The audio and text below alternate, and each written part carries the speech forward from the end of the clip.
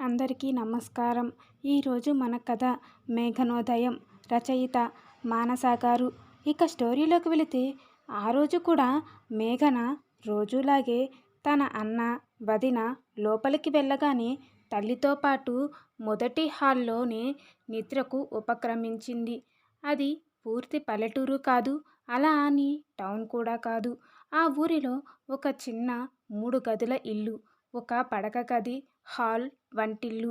అన్నా వదిన పడక గదిలో నిద్రపోతే తల్లి హాల్లో మంచంపై నిద్రపోతుంది. అదే హాల్లో మిగిలిన కొద్ది జాగాలో నేలపై బొంతపరుచుకొని పడుకుంది మేఘన. అది కొంతకాలం క్రితం. ఈ ఇంటికి వస్తే మంచం, పరుపు వేశారు తన కోసం. ఈరోజు అవి ఉన్నా వేయడానికి బరువు. అసలు నేల మీద ఆ కాస్త జాగా ఇవ్వడమే ఎక్కువ అనుకుంటున్నారు. బరువు అనడం కన్నా నిర్లక్ష్యం అంటే బాగుంటుంది. నెలయింది తను ఈ ఇంటికి వచ్చి. తన పరిస్థితికి సానుభూతి కాదు కదా, మెల్లిమెల్లిగా తనను కనీసం మనిషిగా చూడడం కూడా మానేశారు. ఇంట్లో ఏమీ చేయకుండా ఉంటే తేరగా తిని కూర్చుంటున్నావు అన్న వదిన మాటలు. సరే అని ఏ పని చేసినా, ఎలా చేసినా అది వదినకు నచ్చదు. తనని బరువుగానే అనుకుంటున్నారు. ఆ ఇంట్లో తల్లి పూర్తిగా అన్న మీదే ఆధారపడి ఉంది. దాంతో మేఘన కోసం ఏం చెయ్యలేని నిస్సహాయత ఆమెది. పైగా 3 లక్షల కట్నం ఇచ్చి పెళ్లి చేస్తే మళ్ళీ ఈ ఇంటికే వచ్చావు అన్న తల్లి మాటలు. వదిన తల్లిని బాగానే చూస్తుంది. మేఘన మీదే విసుగు. పెళ్ళైన 6 నెలలకే భర్త చనిపోయి పుట్టింటికి చేరింది అన్న చిన్న చూపేమో మరి. అన్నకు తన మీద ప్రేమే, కానీ ఆ ప్రేమ తిండి పెట్టలేదు, సంపాదన పెంచలేదు కదా. 6 నెలల క్రితం మంచి సంబంధం, నేను ఉండగానే ఏదైనా చేయాలి అంటూ శేఖర్ గారు కూతురు మేఘనకు చదువు ఆపేసి మరీ పార్థుతో పెళ్లి చేశారు. మరుసటి నెలలోనే కొడుకు వరుణ్కి కూడా వర్షతో పెళ్లి చేసి మరో 10 రోజులకు అనారోగ్యంతో మరణించారు. ఆయన బ్రతికి ఉండుంటే మేఘన పరిస్థితి వేరుగా ఉండేదేమో. శేఖర్ గారు అదే ఊర్లో చిన్న ఉద్యోగం చేసుకుంటూ భార్య లలిత, కొడుకు వరుణ్, కూతురు మేఘనతో ఉండేవారు. ఆ ఇల్లు తప్ప మరేమీ కూడబెట్టలేదు. వరుణ్ మామూలుగానే చదివినా మేఘన మాత్రం బాగా చదివేది. కానీ పెద్ద చదువులు చదివించడానికి ఆయనకి ఆర్థిక పరిస్థితులు సహకరించలేదు. పైగా కూతురు దూరం కావడం కూడా ఇష్టం లేక అదే ఊరిలో డిగ్రీలో చేర్పించాడు. కానీ ఆయన అనారోగ్యం వల్ల డిగ్రీ ఇంకో 6 నెలల్లో పూర్తి అవుతుందనగా మేఘన చదువు ఆపించి మంచి సంబంధం అంటూ ఉన్నదంతా ఊడ్చి 3 లక్షల కట్నం ఇచ్చి పార్థుతో పెళ్లి చేశారు. అయితే పార్థు ప్రోత్సాహంతో డిగ్రీ పూర్తి చేసింది. పార్థు వాళ్ళది కాస్త కట్టుబాట్లు ఉన్న కుటుంబం. దాంతో మేఘన కాలేజీకి వెళ్ళి చదవడం వాళ్లకు పెద్దగా ఇష్టం లేదు. కానీ దూర విద్యలో చదవడానికి మాత్రం ఏ అభ్యంతరమో చెప్పలేదు. ఆడబిడ్డ మాత్రం కాస్త ఇబ్బంది పెట్టినప్పటికీ అత్తమామలు, భర్త తనకి అండగా ఉండడంతో పెద్ద కష్టపడలేదు. అంతా బాగుంది అనుకుంటుండగా నెల క్రితం, అంటే పెళ్ళైన 6 నెలలకి పార్థు ఆఫీస్ నుండి ఇంటికి తిరిగి వస్తుండగా యాక్సిడెంట్ అయ్యి మరణించడంతో మేఘన పుట్టింటికి చేరింది. మరి ఇప్పుడు మేఘన జీవితం ఎటుపోతుంది? అసలు తన జీవితం ఎలా ఉంది? ఇకపై తన పరిస్థితి ఏంటి? ఇలాగే ఒంటరిగా మిగిలిపోవలసిందేనా? తన జీవితంలో వసంతం తిరిగి వస్తుందా? ఒకవేళ వచ్చినా మేఘన ఆహ్వానిస్తుందా? చూద్దాం. అలా రోజులు గడుస్తున్నాయి. కానీ మేఘన పరిస్థితి ఏమీ మారలేదు. వారం గడిచిన తర్వాత తన మామగారు వరుణ్కి ఫోన్ చేశారు. మేఘనని అక్కడికి పంపమని అడిగారు. వరుణ్ ఆశ్చర్యపోయాడు. అదేంటి మావయ్య గారు, మీరే కదా నా చెల్లెల్ని తీసుకెళ్ళమని పుట్టింటికి పంపేశారు. అదేంటి వరుణ్, ఏదో భర్త పోయిన బాధలో ఉంది, పుట్టింట్లో ఉంటే కాస్త తేరుకుంటుంది అని పంపించాను అంతే. కొడుకు పోయాడని కోడలిని వదిలేస్తాను అనుకున్నావా? వీలైనంత తొందరగా మేఘనని పంపించండి. సరే మావయ్య గారు. అదే విషయం వరుణ్ ఇంట్లో చెప్పాడు. లలిత గారు ఏమీ మాట్లాడలేదు. వర్ష మాత్రం వెళ్ళిపో అన్నట్లు చూస్తుంది. ఎప్పుడు బయలుదేరుతావు మేఘన అంటూ తోడబుట్టినవాడి ప్రశ్నకి మేఘన చాలా బాధపడింది. కనీసం మాట వరుసకైనా నువ్వు వెళ్తావా వెళ్ళవా అని అడగలేదు. వీళ్ళు తనని వదిలించుకోవాలని అనుకుంటున్నారని మేఘనకు అర్థమైంది. దాంతో ఎంతైనా తన అత్తగారింట్లోనే తేల్చుకోవాలని అనుకుంది. మీరు ఎప్పుడు వెళ్ళమంటే అప్పుడు వెళ్తాను అన్నయ్య. మేఘన సమాధానానికి వర్ష ముఖంలో కనీ కనపడని ఒక చిన్న చిరునవ్వు, వరుణ్ ముఖంలో ఉపశమనంతో కూడిన ఒక రకమైన భావం తొణికిసలాడింది. లలిత గారు ఏమనుకోవాలో తెలియని అయోమయంలో ఉన్నారు. అదంతా గమనించిన మేఘన మనసు చివుక్కుమన్న మౌనంగా ఉండిపోయింది. మరుసటి రోజే మేఘనను పంపించారు అత్తగారింటికి. అలా బయలుదేరిన మేఘనకు తన జీవితం అంతా కళ్ళ ముందు కదిలింది. ఇంటికి చేరుకున్న మేఘనకు తన కోసమే వేచి చూస్తున్న పార్వతి, సతీష్ గారు ఎదురొచ్చారు. ఆప్యాయంగా పలకరించి లోపలికి తీసుకెళ్లారు. మేఘన పార్వతి గారు చెప్పినట్టు తినేసి పడుకుంది. ఆమెకు ఒక రకమైన హాయిగా ఉంది. కానీ ఆ గది నిండా పార్థు జ్ఞాపకాలే. అతనితో గడిపిన ఆ కాస్త సమయమే అనుక్షణం ఆమెను వెంటాడుతుంది. అలానే ఎప్పటికో నిద్రపోయింది. ఉదయాన్నే నిద్రలేచి ముఖం కడుక్కొని బయటికి వచ్చిన మేఘనకు పార్వతి గారు కాఫీతో ఎదురు వచ్చారు. మేఘన మొహమాటంగానే తీసుకుంది. స్నానానికి బట్టలు తీసుకుంటున్న మేఘనకు తన అల్మరాలో ఉన్న రంగురంగుల చీరలు చూసి దుఃఖం ముంచుకొచ్చింది.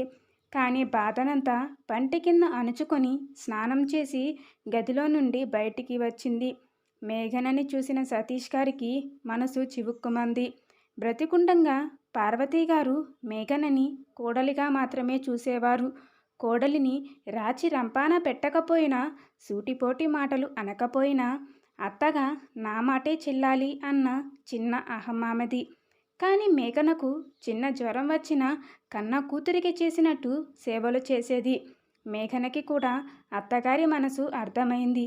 ఎప్పుడు తను అహం ప్రదర్శించిన ఏ రోజు ఒక్క మాట అనకుండా అనుకువగా ఉండే కోడలు అంటే పార్వతి గారికి చాలా ప్రేమ. కానీ అది బయటికి చూపించేవారు కాదు. అత్తగారిని అన్న అధికారం చూపిస్తూనే మేఘనని ఎప్పుడు కుంకుమ, గాజులు, నగలు, పూలతో నిండుగా తయారు చేసేది.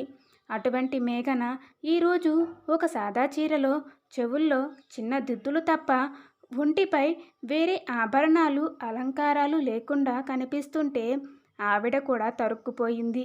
సతీష్ గారికి, పార్వతి గారికి కొడుకు పోయాడు అన్న బాధ కన్నా నిండా 20 ఏళ్ళు కూడా లేని కోడలు విధవరాలు అయ్యిందన్న బాధ ఎక్కువగా ఉంది. మేఘనని అలా చూడలేని పార్వతి గారు వెంటనే తనని లోపలికి తీసుకెళ్లారు.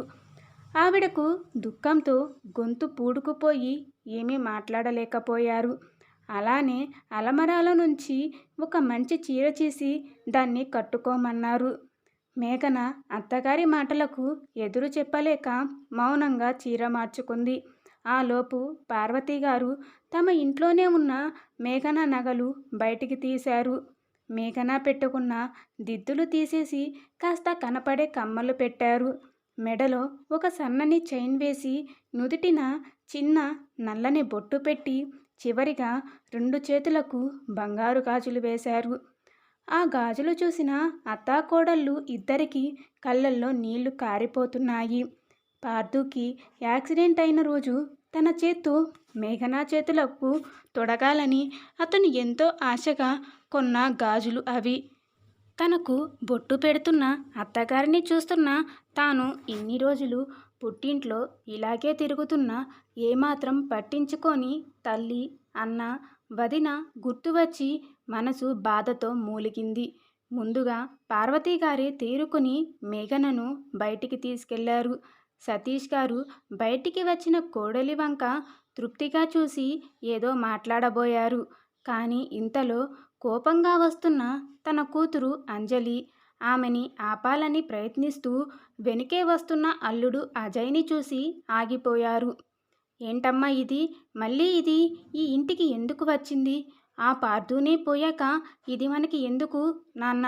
అసలు ఇంట్లోకి ఎలా రానిచ్చారు? అంటూ మేఘననే చూస్తూ, ఏంటే నీకైనా సిగ్గులేదా? పోయిన దానివి మళ్ళీ ఎందుకు వచ్చావు? అంజలి రావడంతోనే మేఘనపై విరుచుకుపడింది. దాంతో సతీష్ గారు కోప్పడ్డారు. అంజలి, మేఘన నా కోడలు, నా బాధ్యత. పెళ్లి చేసుకుని ఇంకో ఇంటికి వెళ్ళిన నీకు నాకు ఇష్టం లేకుండా నా ఇంటి విషయాల్లో తలదూర్చే హక్కు ఏమాత్రం లేదు. అంటే కన్న కూతురిని నాకంటే ఇదే ఎక్కువైపోయిందా నాన్న? నాకు ఈ ఇంట్లో ఏ హక్కు లేదా? అవును, నీకన్నా ఇంటి కోడలిగా మేఘనకే హక్కు ఎక్కువ. పెళ్ళైన ఏ ఆడపిల్ల అయినా పుట్టింటికి పరాయిదే. నువ్వు కూడా అంతే. మేఘన ఈ ఇంటి కోడలు. తను ఎప్పటికీ ఈ ఇంటి మనిషి. మీ ఇంటికి వెళ్ళు అని ఎవరైనా అంటే నువ్వు మీ ఇంటికి వెళ్తావు. అలాగే మేఘనని మీ ఇల్లు ఏది అంటే ఈ ఇల్లు చూపిస్తుంది. అదే ఇంటి ఆడబిడ్డకి కోడలికి ఉన్న తేడా. అమ్మా, నాన్న అలా మాట్లాడుతుంటే నువ్వు ఏం మాట్లాడవేంటి? అజయ్ ఎంత ఆపాలని ప్రయత్నిస్తున్నా అంజలి ఆగట్లేదు. ఎప్పటికీ నీకన్నా మేఘననే ఈ ఇంటికి ఎక్కువ. పార్దు లేనంత మాత్రాన ఏదీ మారదు.